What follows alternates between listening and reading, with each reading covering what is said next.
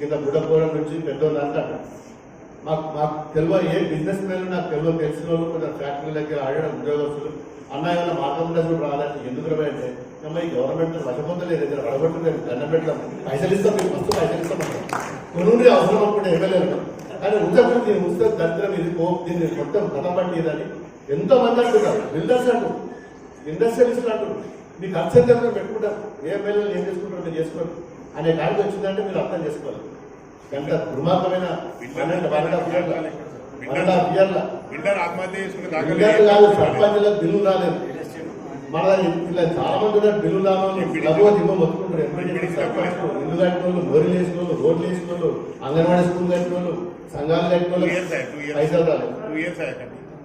ఇక ఇంకొక ముచ్చట చెప్తా మన దుబాక గురించి. దుబాక మరొక విషయం మాట్లాడినా. దుబ్బాక నిజంగా చెప్పాలంటే మన తెలంగాణలో 10 ఉమ్మడి జిల్లాలలో కూడా ఇంత అభిమానంగా ఏది లేదు. మన పేరుకు దుబ్బాక నియోజకవర్గం. ఏ నిర్ణయం తీసుకున్నా మన ఇందిరమ్మ ప్రభుత్వంలో 4 గోడల మధ్య గౌరవ ముఖ్యమంత్రి రేవంత్ రెడ్డి గారు, శ్రీనివాసరెడ్డి గారు, సీతక్కనో సురేఖక్కనో మిగతా మంత్రులమో నిర్ణయం తీసుకోం. ఏ నిర్ణయం తీసుకున్నా ప్రజలు ఏమనుకుంటున్నారు, ప్రజలు ఏమి కోరుకుంటున్నారు, మనం చేసే కార్యక్రమం ప్రజలకు అందుతుందా లేదా, నిజంగా ప్రజలకు అందే దాంట్లో మనం ఏదైనా నిర్ణయం తప్పు తీసుకుంటే దేశజానికి పోకుండా తీసుకున్న నిర్ణయాన్ని సరిదిద్దుకోవటానికి కూడా మన ఇందిరమ్మ ప్రభుత్వంలో సిగ్గుగా భావించాం. సిగ్గని అనుకోము.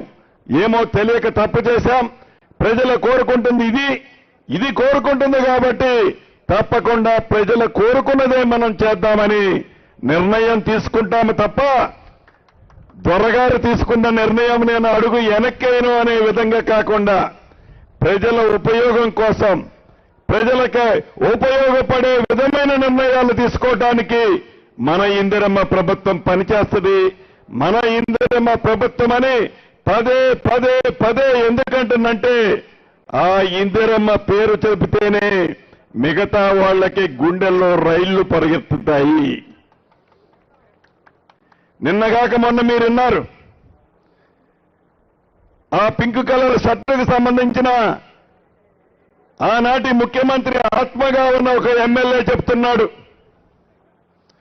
మన ఈ భూభారతిని లాంచింగ్ చేసుకున్నాం, ఇంకా కొన్ని గంటల్లో లాంచింగ్ జరుగుతుంది అనగా ఆ ఎమ్మెల్యే గారు అంటాడు, రియల్ ఎస్టేట్ చేసే బడా బాబులు గత ప్రభుత్వం దళారీలుగా ఉండి ఆ చట్టాన్ని ఉపయోగించుకొని హైదరాబాద్ చుట్టూ వేలాది ఎకరాలు కబ్జా చేసిన భూముల ద్వారా ప్రజల సొమ్ము, పేదోడు సొమ్ము అక్రమంగా 1000 కోట్లు సంపాదించిన డబ్బుంది. ఆ డబ్బు పెట్టి మీ కష్టార్జితంతో ఇందిరమ్మ రాజ్యం రావాలని ఇందిరమ్మ రాజ్యాన్ని మీరు తెచ్చుకుంటే ఈ ఇందిరమ్మ రాజ్యాన్నట పశువుల్లో సంతలో పశువులను కొన్నట్టు మన శాసనసభ్యుల్ని ఆ బడాబాబులు ఇచ్చే 1000 కోట్లు పెట్టి కొని ఈ ప్రభుత్వాన్ని కూలగొట్టాలని అనుకుంటున్నారట. కూలగొట్టనిద్దామా? కూలగొట్టనిద్దామా? అది వాళ్ళు పగటి కళ్ళకు అంటున్నారు. పేదోడు ప్రభుత్వం అంటే, ఒక చట్టం అంటే, ఒక నిర్ణయం అంటే పెద్ద ఇంటికి పెద్దలాగా, ఆ కుటుంబానికి పెద్దగా ఏ రకమైన నిర్ణయాలు తీసుకుంటే ఆ కుటుంబం బాగుపడుతుందో, ఆ కుటుంబం 4 కాలాల పాటు చల్లగా ఉంటుందో పరి విధాలు ఆలోచించి ఆ కుటుంబ పెద్ద నిర్ణయాలు తీసుకుంటాడు. నిర్ణయం తీసుకోవటం ఒకరోజు లేటు కావచ్చు, నిర్ణయం తీసుకోవటం 1 వారం లేటు కావచ్చు.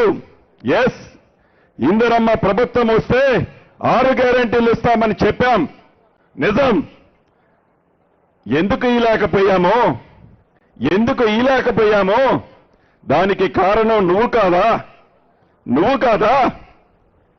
ధనిక తెలంగాణ రాష్ట్రాన్ని 8,19,000 కోట్లు అప్పు చేసి ఎంతంటే అంత వడ్డీకి డబ్బు తెచ్చి తెలంగాణ ప్రజల మీద పేదోడి మీద నువ్వు బరువు పెట్టిపోతే మన ఇందిరమ్మ ప్రభుత్వంలో ప్రతి నెల 6,500 కోట్ల రూపాయల అప్పు ప్లస్ మిత్తి కడుతూ సంక్షేమ కార్యక్రమాలను ఇందాక అక్క చెప్పినట్లు సంక్షేమ కార్యక్రమాలను కూడా పేదోడికి అందాలని తపన పడుతూ మన ఇందిరమ్మ ప్రభుత్వం ఈనాడిస్తుంది.